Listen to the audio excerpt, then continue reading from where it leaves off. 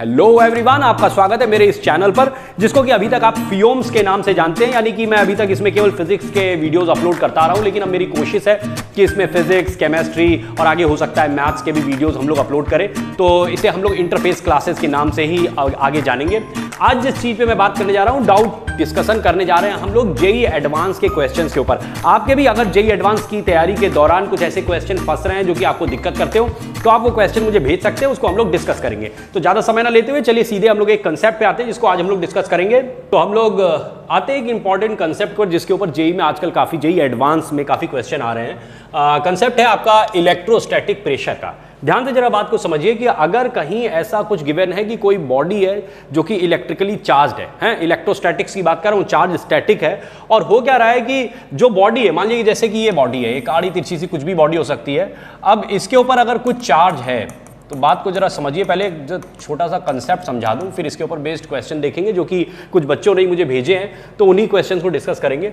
अगर एक बॉडी है जो कि इलेक्ट्रिकली चार्ज्ड है, अब इस पे मैं एक छोटा सा एरिया लेता हूं, यहां पे एक जो चार्ज है भाई, एक पॉजिटिव चार्ज मान लीजिए यहां पे है, तो जितना रिमेनिंग पॉजिटिव चार्ज है इसी बॉडी का अपना चार्ज वो क्या करता है कि इसके ऊपर एक फोर्स लगाता है आउटवर्ड, ठीक, इसको ढकेल के बाहर निकाल देना चाहता है। अगर आप इसको छोटे छोटे टुकड़ों में डिवाइड कर दे तो हर छोटा सा जो टुकड़ा है उसके ऊपर बाकी के जितने भी टुकड़े हैं वो सब फोर्स लगा के उसको निकाल के बाहर कर देना चाहते हैं, यानी उसके ऊपर एक फोर्स लगा रहे होते हैं। इसी फोर्स को पर यूनिट एरिया पे अगर ले लिया जाए तो उसको कहते हैं हम लोग इलेक्ट्रोस्टैटिक प्रेशर। मैं उसका डेरिवेशन नहीं करने वाला हूं, बस आपको सीधे रिजल्ट बता रहा हूं कि ये जो इलेक्ट्रोस्टैटिक प्रेशर होता है, अगर कोई बॉडी है जिसके के ऊपर surface charge density sigma given है, तो उस पे जो प्रेशर आता है that pressure is P is equal to sigma square upon 2 epsilon naught. ठीक, याद रखेंगे आप, क्योंकि अभी हम लोग इसका यूज करेंगे। और इसकी जो कुछ खास बातें वो ध्यान रखने वाली है कि it is independent of voltage polarity, उसके ऊपर इंडिपेंडेंट है, perpendicular to the conducting armature surface and always towards the outside. ठीक, तो ये इसको आउटसाइड यानी कि जो सरफेस है, सरफेस के आउटसाइड ये फोर्स हम लोग इसको ये बॉडी ये फोर्स फील करेगी। तो इसकी वैल्यू आपको याद रखनी है कि जो फोर्स आता है, जो प्रेशर पर यूनिट एरिया, यानी कि आप इसको इस तरीके से लिख सकते हैं, force per unit area dF/ds equal to sigma square upon 2 epsilon naught. ठीक, अब जरा देखिए इसके ऊपर एक दो क्वेश्चन हम लोग देखते हैं। पहला सवाल आपके सामने रख रहा हूं कि consider a metal sphere of radius capital R. आपको ये दिख रहा है, एक मेटल स्फीयर है, इसकी रेडियस कैपिटल आर गिवन है। इसको कह रहे हैं कि that is cut in two along a plane, मतलब इसको दो पार्ट में काट दिया गया है। कैसे काटा गया है? Plane perpendicular from distance surface से, मतलब इसके सेंटर से h की डिस्टेंस पे एक प्लेन लिया गया, इससे इसको कट कर दिया गया है। तो जो स्फीयर था ये दो पार्ट में ब्रेक हो गया, एक पार्ट उधर चला गया, एक पार्ट इधर, मतलब एक कैपिंग टाइप की आपको दिख रही है जो कि यहां से कट के निकल आई है। ठीक, तो एक पूरा कैप होगा जो कि इधर से कट के निकला है। आपसे पूछा जा रहा है स्फीयर इज यूनिफॉर्मली चार्ज, अगर क्यू का चार्ज दे दिया, the force necessary to hold two parts of the sphere together. तो अब देखिए होगा क्या, ये देखिए ये इधर वाला पार्ट इधर वाले के ऊपर फोर्स लगाएगा और इधर वाला पार्ट उधर वाले के ऊपर फोर्स लगाएगा, और दोनों एक दूसरे को रिपेल कर रहे हैं। हम चाहते हैं दोनों को ज्वाइन करके रखा जा सके। तो अब इसको कैसे ज्वाइन करके रखा जाएगा, उसके लिए जो आपको फोर्स लगाना पड़ेगा वो फोर्स कितना होगा, यही आपसे पूछा जा रहा है। देखिए इसको मैंने एक यहां पे इस तरीके से दिखाया कि ये जो यहां से कैप कट के निकलेगा, इस कैप को आप इधर दिखा दीजिए, ये यहां से सेंटर से h की डिस्टेंस पे है। अब इसकी कोई रेडियस हम मान लेते हैं कि x की रेडियस है। तो अगर ये आप x, h और r के बीच में रिलेशन लिखना चाहें तो आप यहां से लिख सकते हैं कि x square that will be equal to r square minus h square. क्यों निकाला है अभी समझ में आएगा। देखिए क्या है कि इसके ऊपर अगर टोटल चार्ज जो गिवन था, ये आपको इस स्फीयर के ऊपर चार्ज आपको दे दिया गया था, आर की रेडियस थी और चार्ज इसके ऊपर क्यू का चार्ज गिवन था।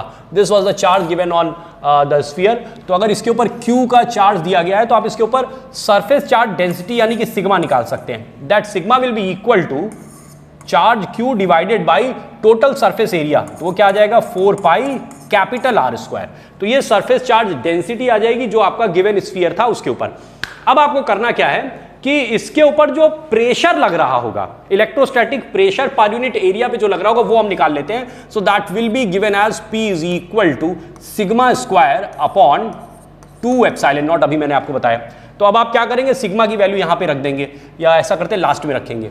ये जो प्रेशर आ रहा है इसके ऊपर पर यूनिट एरिया पे काम कर रहा है। अब आपको समझना यह है कि ये जो आपका फोर्स लगेगा इसके ऊपर फोर्स आप देखिए हर डायरेक्शन में लग रहा है, इस तरीके से, ऐसे ऐसे ऐसे ऐसे ऐसे ऐसे यू प्रेशर लग फोर्स लग रहा है। ये जो फोर्स है इसका हम केवल हॉरिजॉन्टल कंपोनेंट लेंगे। जितने भी आपको फोर्स वेक्टर मिल रहे हैं उनके सबके आपको हॉरिजॉन्टल कंपोनेंट लेने हैं। और अगर आप हॉरिजॉन्टल कंपोनेंट लेंगे तो आप देखेंगे कि यहां पे जो आपको एरिया दिख रहा है केवल इतने ही एरिया के ऊपर ये फोर्स काम करेगा अगर सबके हॉरिजॉन्टल कंपोनेंट ले लिए जाएं।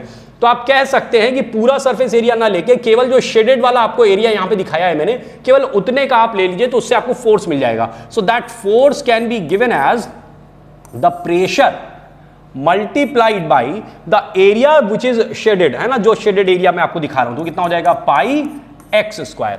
अब आप यहां पे वैल्यू जरा पुट करिए। पी की वैल्यू क्या हो जाएगी, sigma square upon 2 epsilon naught into pi x square, और एक्स की वैल्यू भी आपके पास है, x square is r square minus h square, right. Sigma की वैल्यू ये आप वहां पे आपने निकाली थी, सिग्मा की वैल्यू पुट कर दीजिए तो it will become Q square upon 4 pi r square का स्क्वायर करेंगे तो ये बन जाएगा आपका, देखिए कितना आ जाएगा 16 और 16 में 32, 16 और इंटू 2 और हो जाएगा तो 32 हो जाएगा, 32 और pi square epsilon not single रहेगा और इसके बाद आर स्क्वायर की r टू दी पावर 4 हो जाएगा, है ना। बाकी चीज़ें यहाँ पे रख दीजिए, pi r square minus h square, जो कट जाए काट दीजिए, एक पाई कट जाएगा आपका। तो फाइनली यू विल गेट, ये जो फोर्स आया it is coming out to be Q square upon 32 pi epsilon naught, और r टू दी पावर 4 से आप चाहो तो इसको डिवाइड कर सकते हो, और या फिर आप इसको यहाँ पे बनाए रखो r to the power 4 and it will be r square minus h square. This will be the answer, right. ये आ जाएगा।